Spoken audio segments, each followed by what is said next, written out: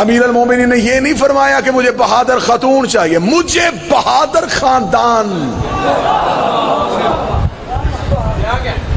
اچھا، اب جب ہم نے سوال پوچھا کہ مولا علی نے جناب عقیل سے یہ بات کیوں کہی، تو ہمیں کتابوں نے پڑھایا کہ اس لیے کہی کہ جناب عقیل علم الانساب سے واقف تھے، نسبوں کا علم علی کے بھائی کے پاس تھا، یہ قبیلوں کے شجرے جانتے تھے، یہ گزرتا بندہ دیکھ کے بتا دیتے تھے کس کا پوتا ہے، یہ قدموں کے نشانوں سے قبیلوں کی پہچان بتا دیتے۔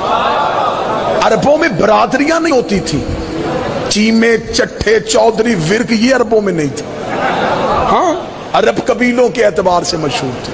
عربوں نے کچھ اصول خود بنائے ہوئے تھے، ان میں بہت تعصب تھا۔ یہ میدان جنگ میں کھڑے ہو کے سامنے والے سے پہلے اتنے مجمع میں شجرہ پڑھواتے تھے جسے رز بولتے، یہ میدان میں کھڑا کر کے کہتے پہلے بتا کون ہے تو، کس کا بیٹا ہے، کس کا پوتا ہے، کس خاندان سے ہے، کس شجرے سے ہے۔ وہ شجرہ پڑھتا، اگر شجرہ اپنے شجرے کے قابل ہوتا تو لڑتے، ورنہ میدان چھوڑتے، کہتے تیرا شجرہ ہم سے چھوٹا ہے، ہمارے برابر کے قبیلے کا لا۔ چھوٹے قبیلے والے سے یہ لڑتے نہیں تھے، برابر کے قبیلے والے سے لڑتے تھے۔ عرب میدان میں کھڑا کر کے شجرہ سنتے تھے۔ اب پتہ چلا لوگ لڑنے سے نہیں ڈرتے تھے، وہ تلوار چلانی آتی تھی، ڈر جاتے تھے، میدان میں جا کے کیا بتائیں گے کس کے بیٹے ہیں، کس شجرے سے ہے، کون دادا ہے۔ یہ اعزاز میرے مرشد علی کا ہے۔ ہر جنگ میں جا کے کہتا تھا تلوار نکال، میں ابو طالب کا بیٹا، طالب کا بیٹا۔ شجروں پہ فخر، یہ شجروں پہ فخر کرنے والے لوگ۔ جناب عقیل علم الانساب سے واقف تھے۔ آپ سے دعا لینے کے بات میں مانتا ہوں یہ میرے مرشد کے بھائی کا کمال ہے، میں اسے نہیں چھپا سکتا، یہ تھا۔ لیکن سوال میرا قوم سے آگے ہے، پوچھ کون رہا ہے؟ بھئی جناب عقیل تو نسب جانتے ہیں، پوچھ کون رہا ہے؟ ایک بندہ مجھے زمانہ دے، یہ مجمع میری 70 کی قیمت دے تو میں 70 انہیں ہدیہ کروں۔ جو پوچھ رہا ہے اس کی تلوار شجرے جانتی ہے، یہ گردنوں میں رک کے دیکھتی تھی۔ مال کی اشتر نے پوچھا تھا یا علی گردنیں چھوڑ کے کیوں چلتی ہے؟ فرمایا شجرے دیکھ کے چلتی ہے۔ جس کی نسل میں کوئی مومن ہو یہ اس کی گردن پہ نہیں چلتی۔ اب یقین آیا علی نے ہر بندہ کیوں نہیں مارا۔ پوچھ کون رہا ہے؟ علی۔ تو جس کی تلوار شجرے جانتی تھی اس نے جناب عقیل سے کیوں پوچھا؟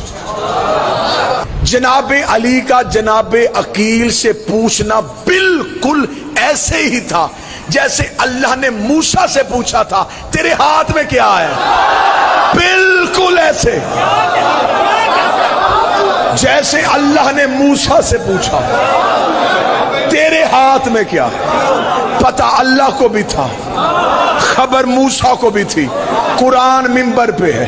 خدا نے صرف یہ پوچھا کیا ہے، موسیٰ نے قصیدہ شروع کر دیا، یہ میرا عصا ہے، اس سے میں پتے جھاڑتا ہوں، اس سے میں بکریاں ہانکتا ہوں، اس سے تکیہ بنا کے سوتا ہوں، اس پہ چادر ڈال کے خیمہ بناتا ہوں۔ اللہ نے صرف پوچھا تھا کیا ہے، موسیٰ نے بتا دیا کیا کیا ہے۔ اللہ نے عصا کے فضائل سننے تھے، اللہ نے موسیٰ سے پوچھا کیا، موسیٰ نے فضائل پڑھے، گجرا والا محنت کی قدر کرے۔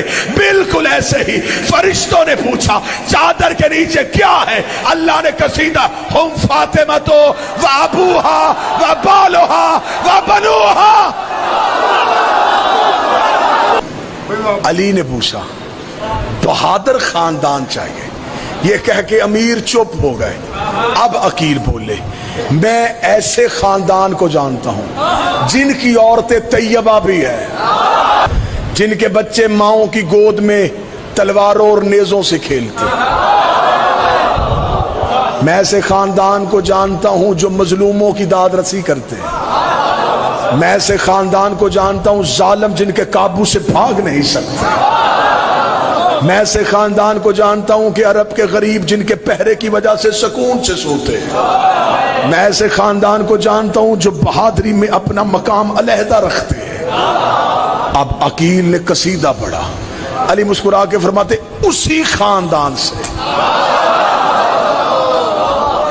مجھے رشتہ چاہیے.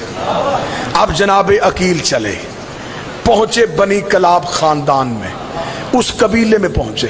قبیلے کے معززین نے عقیل کا قبیلے سے باہر آ کے استقبال کیا. دستور شرفاء عرب کے مطابق 3 دن مہمان رکھا. یہ عرب کے شرفاء کا دستور تھا, یہ ان کا کلچر تھا.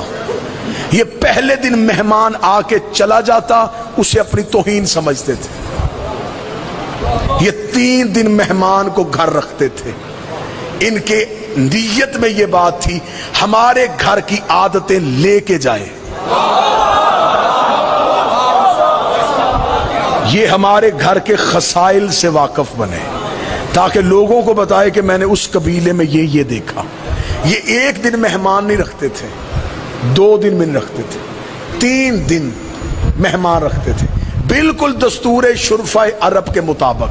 جناب حزام عباس کے نانا نے جناب عقیل کو 3 دن مہمان رکھا. تیسرے دن کا سورج غروب ہو رہا تھا.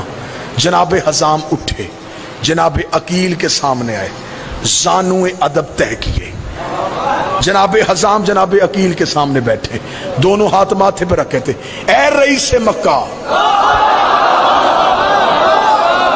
اے متولی کعبہ, اے سید بطحا, اے ذریت ابراہیم, اے نسل اسماعیل, اے شجرہ طیبہ کے ثمر, اے بنو ہاشم کے چشم و چراغ, اے خاندان عزت کے عظیم لوگوں, کیا مجبوری بنی جو زحمت کر کے ہمارے قبیلے تک آ پہنچے. عقیل نے سر اٹھایا, خاندان وہ بھی چھوٹا نہیں تھا. عقیل کی آواز آئی, اے بہادری کی مثالوں, اے عرب کے روشن چہرے والے نوجوانوں,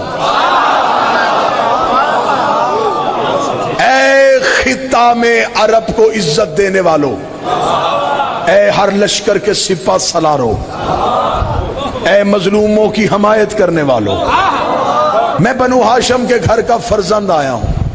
مجھے اپنے خاندان کے ایک فرد کا رشتہ تمہارے خاندان سے درکار ہے. میں چاہتا ہوں ہاشمیوں کا کلابیوں سے یہ تعلق اب رشتہ داری میں تبدیل ہو جائے. بادشاہ حسین کی عزت کی قسم میں فرش پہ ہوں ہی نہیں, میری روح وہ عرش پہ پہنچی ہوئی ہے, جہاں میں ہوں وہاں تمہیں لے کے جاؤں. جناب حزام نے سر اٹھایا, اٹھا کے کہا, اے عقیل, یوں تو خاندان بنو ہاشم کا ہر فرد ہی اپنا مقام رکھتا ہے, ہر فرد کی اپنی عزت ہے, ہر ایک اپنی شان میں آلہ ہے, لیکن کیا میں پوچھ سکتا ہوں کہ تو کس مخصوص جوان کے لیے آیا ہے؟ اتنا کہنا تھا. عقیل بولے, سر اٹھا کے اور جرت کے ساتھ بولے, اے حزام, میں چاہتا ہوں میں اپنے چھوٹے بھائی علی ابن ابی طالب کا عقد تمہارے قبیلے میں کروں. علی کا نام عقیل کی زبان سے نکلا. حزام نے تاج فرش پہ پھینکا, سر سجدے میں, سر سجدے میں رکھ کے کہہ رہے, میرے اللہ تیرا شکر ہے, اس کا رشتہ میرے گھر آیا. حزام نے سجدے سے سر اٹھا کے کہا, اگلی صدر سننا جو غازی کے نوکر بیٹھے ہو. حزام نے سر اٹھایا, سر اٹھا کے آنکھوں میں خوشی کے آنسو تھے. عقیل کی طرف دیکھ کے کہنے لگا, اے عقیل, ہمارے قبیلے کے مرد غلام ہیں, میری بیٹی اس گھر جا رہی ہے جہاں ملائکہ غلام ہے.